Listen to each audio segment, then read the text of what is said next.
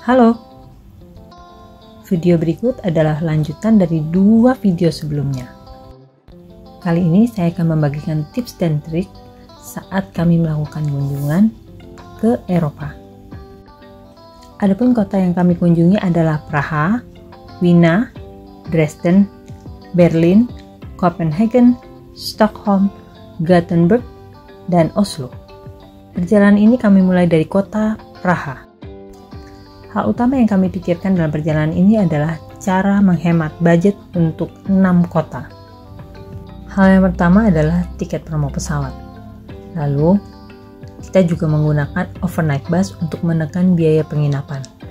Semua akomodasi kami sudah dipesan sebelum berangkat. Karena di samping harganya lebih murah, juga untuk memudahkan dalam perjalanan nanti. Tips berikutnya adalah memilih tourist attraction yang gratis. Sebaiknya membawa makanan tambahan dari Indonesia. Tapi ingat, jangan sampai ada unsur daging atau yang menyengat baunya. Jangan lupa juga bawa botol minum untuk mengisi air. Untuk mempermudah komunikasi, sebaiknya Anda beli SIM card Eropa. Tips hemat berikutnya adalah jalan kaki. Tips berikutnya, porsi makan di Eropa itu cukup besar. Jadi, satu porsi bisa untuk 2 orang. Kedua, membuat plan perjalanan atau rencana perjalanan. Ini juga diperlukan saat mengajukan visa. Hal berikutnya yang juga sangat penting adalah nilai tukar mata uang. Kita harus mempersiapkan mata uang yang dipergunakan pada 6 negara tersebut. Oh ya, perhitungan biaya ini berlaku untuk 2 orang. Berikut adalah rincian biaya penerbangan dan dokumentasi. Untuk kota pertama, yaitu Praha, budget yang kami sediakan adalah sebagai berikut.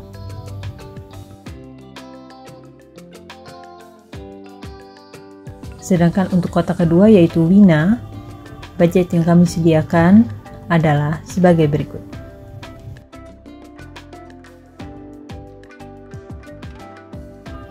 Untuk Dresden dan Berlin, budget yang digunakan adalah sebagai berikut. Sedangkan untuk Copenhagen, budget yang kami tetapkan adalah sebagai berikut.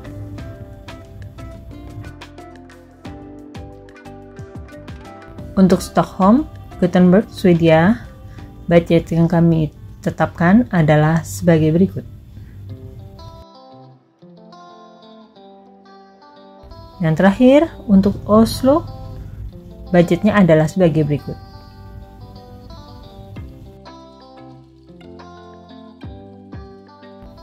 Guna menghemat budget, kami juga membeli secara online tiket transportasi antar kota ataupun negara, baik itu Flixbus, Trainline, ataupun SG.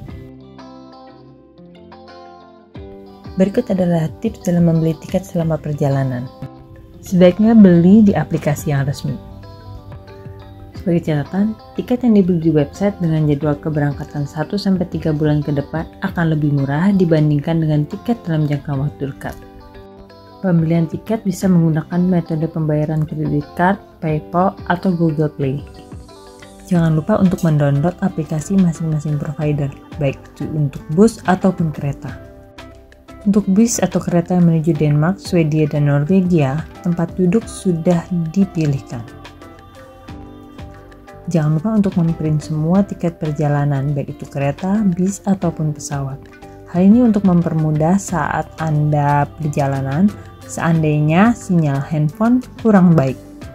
Siapkan paspor saat melakukan proses check-in, baik itu di bis ataupun di kereta, serta pemeriksaan imigrasi. Hal lain yang perlu diingat adalah tidak ada porter, jadi pastikan bawaan Anda sesuai dengan yang Anda mampu angkut. Yang perlu diperhatikan juga adalah perbedaan waktu antara BST maupun GMT. Untuk negara tujuan yang harus melewati lautan seperti dari Berlin menuju Copenhagen, jika menggunakan bus akan ada penyeberangan menggunakan kapal feri. Biasanya driver bus akan menginformasikan kita untuk turun dari bis. Berikut adalah jadwal kereta api dari Praha menuju Wina.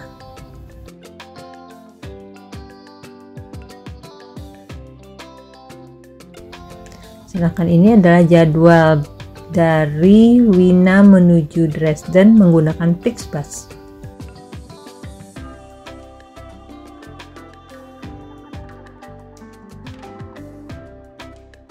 Jadwal berikutnya adalah jadwal Flixbus dari Dresden menuju Berlin.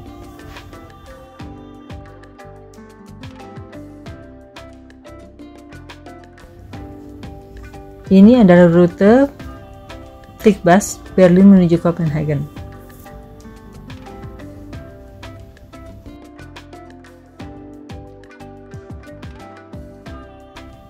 Lalu rute Flixbus Copenhagen menuju Stockholm.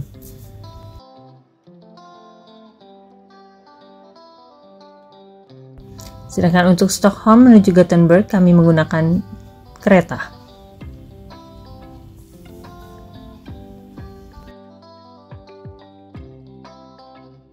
Untuk Gothenburg menuju Oslo kami menggunakan Bus4U.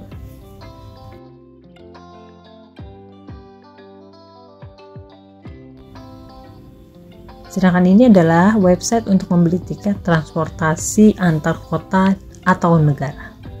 Anda tinggal masuk ke dalam web ini, pilih tujuan, pilih tanggal, pilih waktu, dan lanjutkan pembayaran.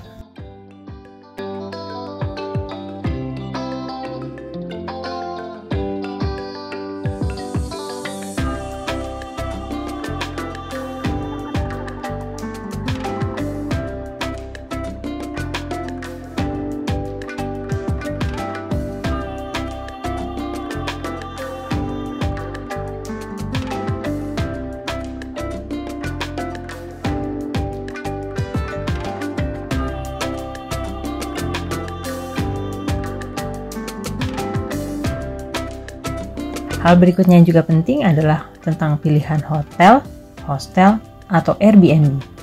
Pertimbangan utama adalah biaya. Kedua, lokasi.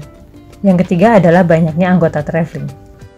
Waktu perjalanan juga bisa jadi pertimbangan.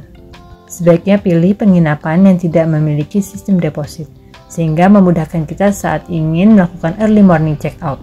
Jika ingin menitipkan koper di penginapan, ada baiknya kita sebutkan request kita saat melakukan booking penginapan. Perhatikan juga peralatan masak yang kita butuhkan. Selanjutnya tentang makanan, minuman, dan snack. Budget satu kali makan di resto adalah 10 euro. Sedangkan untuk food truck seperti kebab atau falafel 3,5 euro. Hampir di setiap negara yang kami kunjungi ada makanan halal. Namun semakin ke arah Eropa Utara, jumlahnya semakin sedikit. Dan untuk mensiasatinya adalah sebaiknya Anda membawa makanan instan sejak dari tanah air. Yang perlu diingat adalah tidak diperbolehkan membawa makanan yang ada unsur daging. Jadi jangan bawa rendang ya guys. Sebaiknya sediakan juga kontainer makanan dan sendok garpu plastik agar mudah dalam membawanya.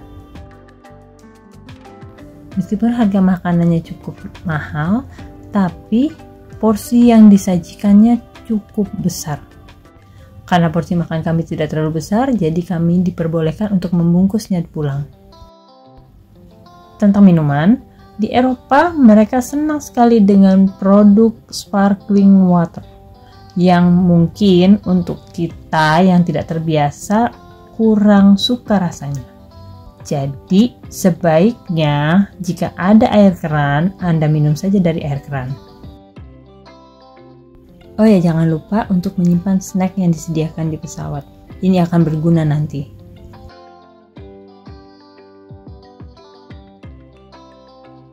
Hal lain yang juga harus diperhatikan adalah toilet di Eropa cukup mahal. Toilet gratis hanya kita bisa dapatkan di masjid atau di tempat resto saat kita makan. Satu hal yang paling penting adalah di Eropa tidak tersedia flash di toilet manapun. Jadi sebaiknya siapkan alat untuk mengganti flash saat ke toilet.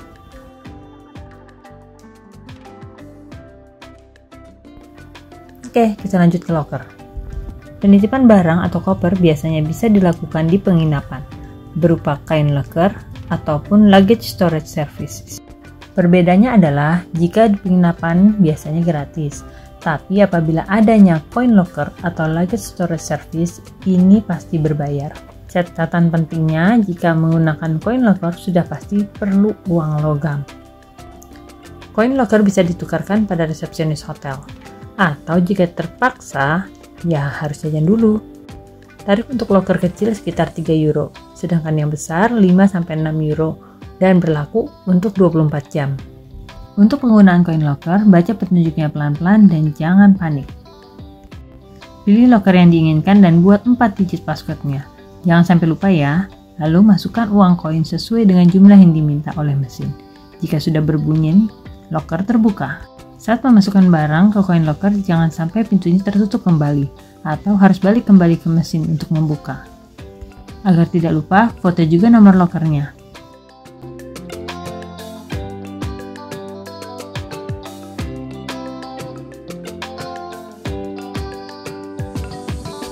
Untuk mencegah terkena charge currency, sebaiknya membawa uang cash.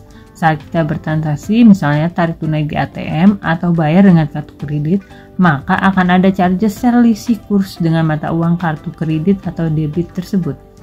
Ada baiknya googling dulu penggunaan uang cash, debit card, atau kredit card di tiap negara, karena pasti berbeda tiap negara. Untuk Praha lebih banyak menggunakan uang cash, sedangkan untuk Eropa Utara lebih banyak menggunakan kartu kredit. Penarikan tunai dari ATM juga ada biayanya. Misalnya untuk BNI 25.000, Mandiri 20.000. Tarik tunai via ATM atau menukar uang di money changer juga harus dipilih yang terpercaya. Oh ya, hindari menggunakan ATM di gang-gang. Sebaiknya pilih ATM yang dekat dengan bank. Pilihlah opsi Pay in Local Currency setiap transaksi kredit card atau debit card untuk menghindari Dynamic Currency Conversion Fee.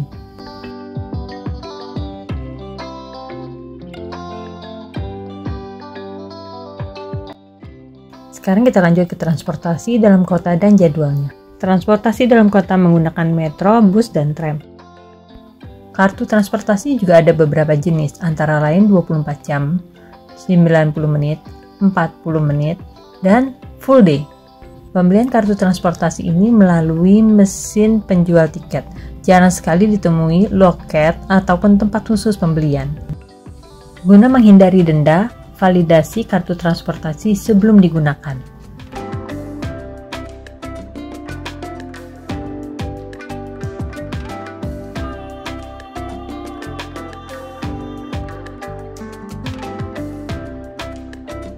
Pembayaran pada pembelian kartu transportasi bisa menggunakan cash ataupun kredit card. Namun, umum yang digunakan adalah kredit card. Jadwal moda transportasinya sangat on time. Untuk jadwal bisa dicek di halte atau stasiun atau bisa menggunakan Google Maps. Koneksi internet yang stabil juga dibutuhkan untuk mencek jadwal. Jaga barang-barang berharga terutama surat-surat dengan baik, karena di Eropa juga ada copet loh. Berikut ini adalah contoh kartu transportasi di tiap-tiap negara.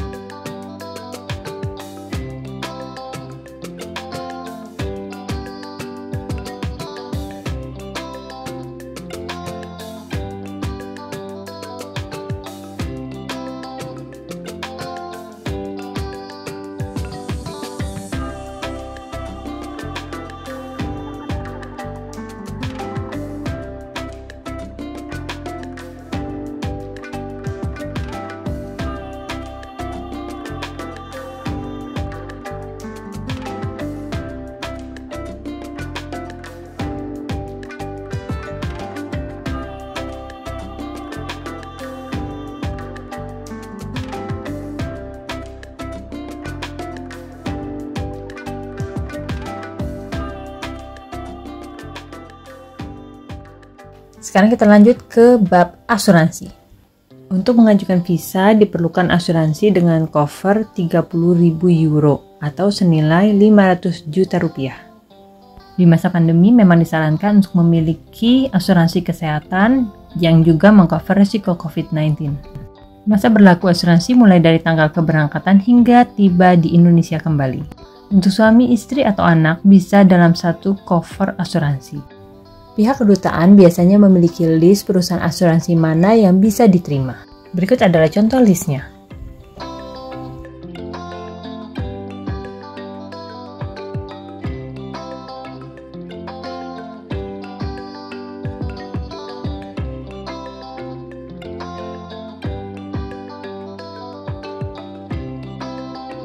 Sekian tips jalan-jalan kali ini. Sampai jumpa lagi.